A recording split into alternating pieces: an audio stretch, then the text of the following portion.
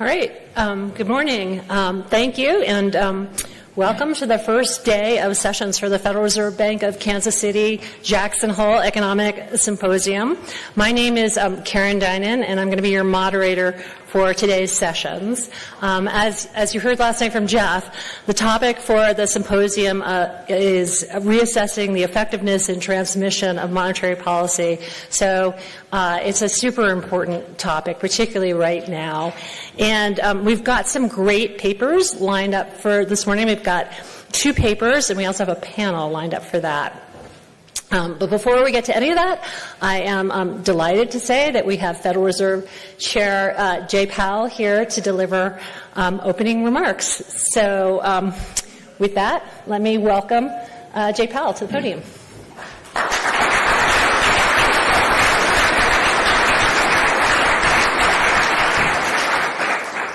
Thank you, Karen, and thanks to our host from the Kansas City Fed. It's great to be back here today. 4.5 years after COVID-19's arrival, the worst of the pandemic-related economic distortions are fading. Inflation has declined significantly. The labor market is no longer overheated, and conditions are now less tight than those that prevailed before the pandemic. Supply constraints have normalized, and the balance of risks to our 2 mandates has changed. Our objective has been to restore price stability while maintaining a strong labor market, avoiding the sharp increases in unemployment that characterized earlier disinflationary episodes when inflation expectations were less well anchored. While the task is not complete, we have made a good deal of progress toward that outcome. Today, I will begin by addressing the current economic situation and the path ahead for monetary policy. I will then turn to a discussion of economic events since the pandemic arrived, exploring why inflation rose to levels not seen in a generation and why it has fallen so much while unemployment has remained low. So let's begin with the current situation and the near-term outlook for policy. For much of the past 3 years, inflation ran well above our 2% goal, and labor market conditions were extremely tight. The FOMC's primary focus has been on bringing down inflation, and appropriately so. Prior to this episode, most Americans alive today had not experienced the pain of high inflation for a sustained period. Inflation brought substantial hardship, especially for those least able to meet the higher costs of essentials, like food, housing, and transportation. High inflation triggered stress and a sense of unfairness that linger today. Our restrictive monetary policy helped restore balance between aggregate supply and demand, easing inflationary pressures and ensuring that inflation expectations remained well anchored.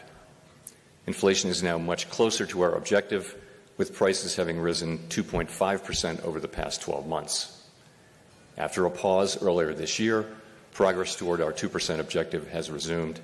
My confidence has grown that inflation is on a sustainable path back to 2%. Turning to employment, in the years just prior to the pandemic, we saw the significant benefits to society that can come from a long period of strong labor market conditions. Low unemployment, high participation, historically low racial employment gaps, and with inflation low and stable, healthy real wage gains that were increasingly concentrated among those with lower incomes. Today, the labor market has cooled considerably from its formerly overheated state. The unemployment rate began to rise over a year ago and is now at 4.3%, still low by historical standards, but almost a full percentage point above its level in early 2023. Most of that increase has come over the past 6 months. So far, rising unemployment has not been the result of elevated layoffs, as is typically the case in an economic downturn.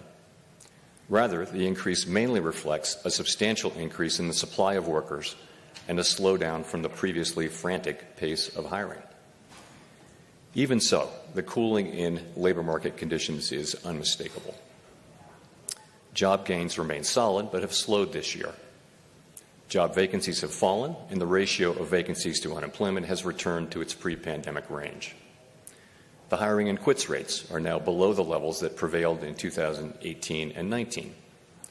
Nominal wage gains have moderated, and all told, labor market conditions are now less tight than just before the pandemic in 2019, a year when inflation ran below 2%. It seems unlikely that the labor market will be a source of elevated inflationary pressures anytime soon. We do not seek or welcome further cooling in labor market conditions.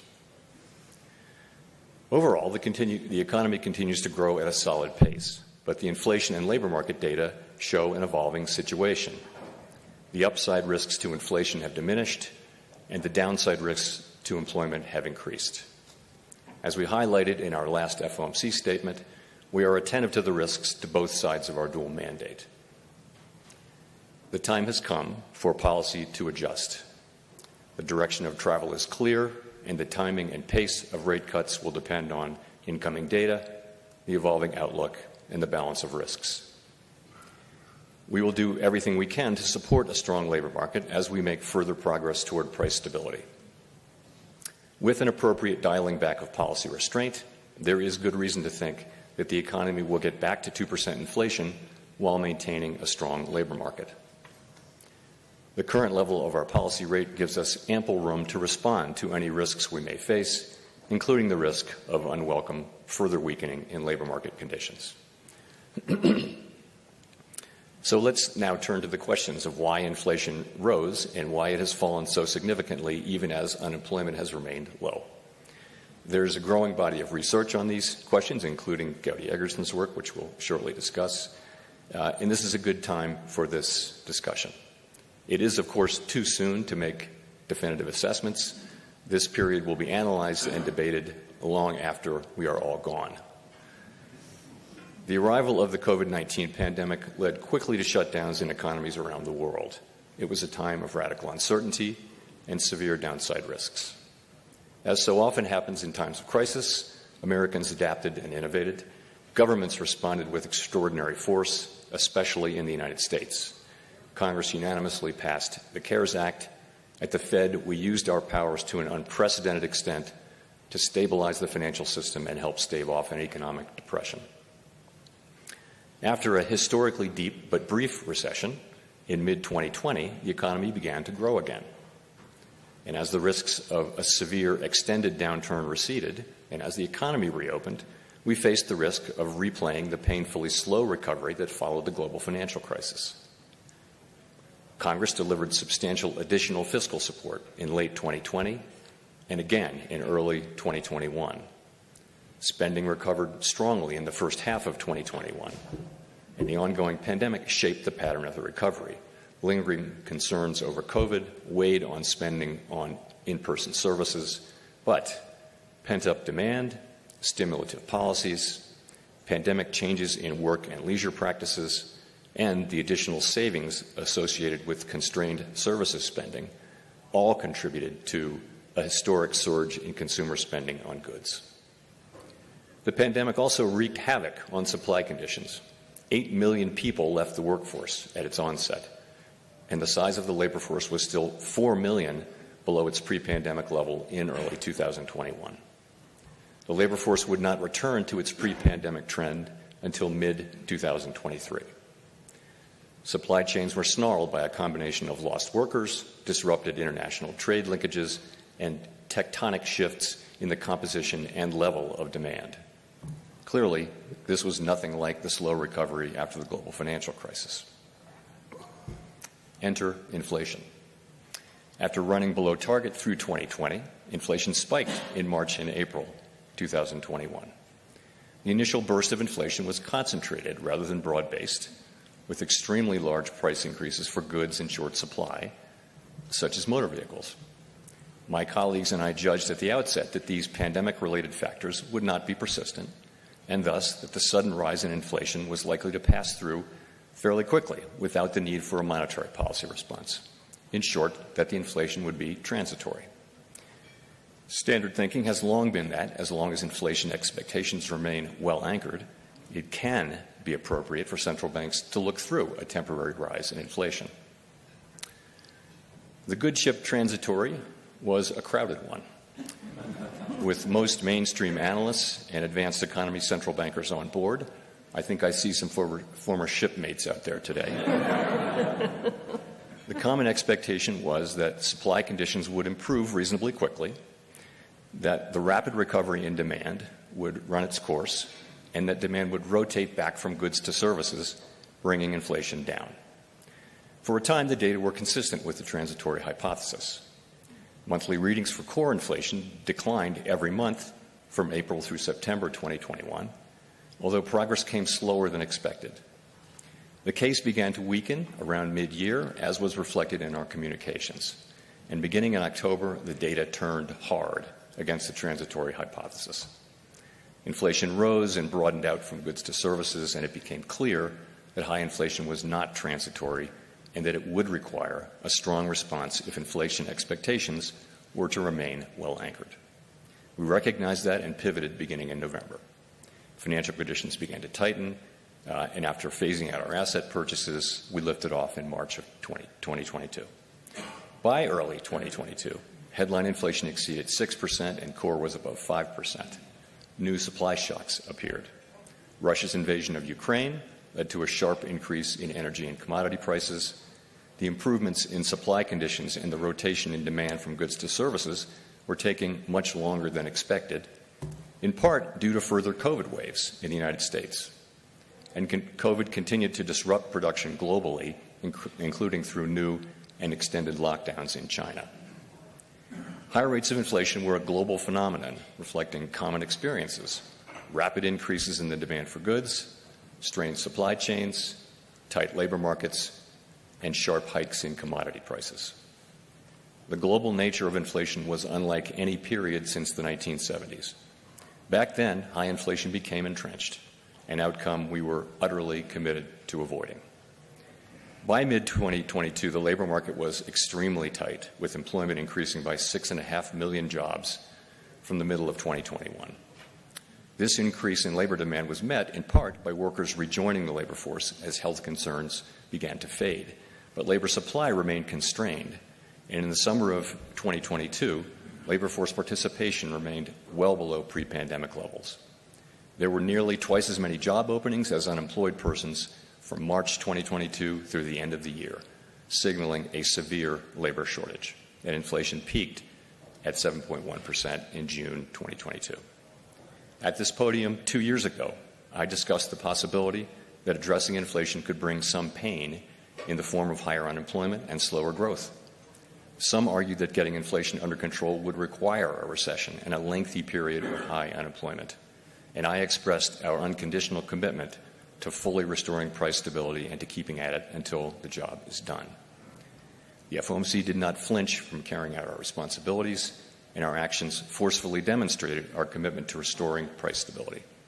We raised our policy rate by 425 basis points in 2022 and another 100 basis points in 2023, and we've held our policy rate at its current restrictive level since July 2023. The summer of 2022 proved to be the peak of inflation. The 4.5 percentage point decline in inflation from its peak 2 years ago has occurred in a context of low unemployment, a welcome and historically unusual result. So, how did inflation fall without a sharp rise in unemployment above its estimated natural rate? Pandemic-related distortions to supply and demand, as well as severe shocks to energy and commodity markets, were important drivers of high inflation, and their reversal has been a key part of the story of its decline. The unwinding of these factors took much longer than expected, but ultimately played a large role in the subsequent disinflation. Our restrictive monetary policy contributed to a moderation in aggregate demand, which combined with improvements in aggregate supply to reduce inflationary pressures, while allowing growth to continue at a healthy pace. As labor demand also moderated, the historically high level of vacancies relative to unemployment has normalized primarily through a decline in vacancies, without sizable and disruptive layoffs, bringing the labor market to a state where it is no longer a source of inflationary pressures. A word on the critical importance of inflation expectations. Standard economic models have long reflected the view that inflation will return to its objective when product and labor markets are balanced, without the need for economic slack, so long as inflation expectations are anchored at our objective. That's what the model said. But the stability of longer-run inflation expectations since the 2000s had not been tested by a persistent burst of high inflation. It was far from assured that the inflation anchor would hold. Concerns over de-anchoring contributed to the view that disinflation would require slack in the economy and specifically in the labor market. An important takeaway from recent experience is that anchored inflation expectations, reinforced by vigorous central bank actions, can facilitate disinflation without the need for slack. This narrative attributes much of the increase in inflation to an extraordinary collision between overheated and temporarily distorted demand and constrained supply. While researchers differ in their approaches and to some extent in their conclusions, a consensus seems to be emerging, which I see as attributing most of the rise in inflation to this collision. All told, the healing from pandemic distortions, our efforts to moderate aggregate demand, and the anchoring of expectations have worked together to put inflation on what increasingly appears to be a sustainable path to our 2% objective. Disinflation while preserving labor market strength is only possible with anchored inflation expectations, which reflect the public's confidence that the central bank will bring about 2% inflation over time. That confidence has been built over decades and reinforced by our actions. That is my assessment of events. Your mileage may differ. So let me wrap up by emphasizing that the pandemic economy has proved to be unlike any other, and that there remains much to be learned from this extraordinary period. Our statement on longer-run goals and monetary policy strategy emphasizes our commitment to reviewing our principles and making appropriate adjustments through a thorough public review every 5 years. As we begin this process later this year, we will be open to criticism and new ideas while preserving the strengths of our framework. The limits of our knowledge, so clearly evident during the pandemic, demand humility and a questioning spirit focused on learning lessons from the past and applying them flexibly to our current challenges. Thank you.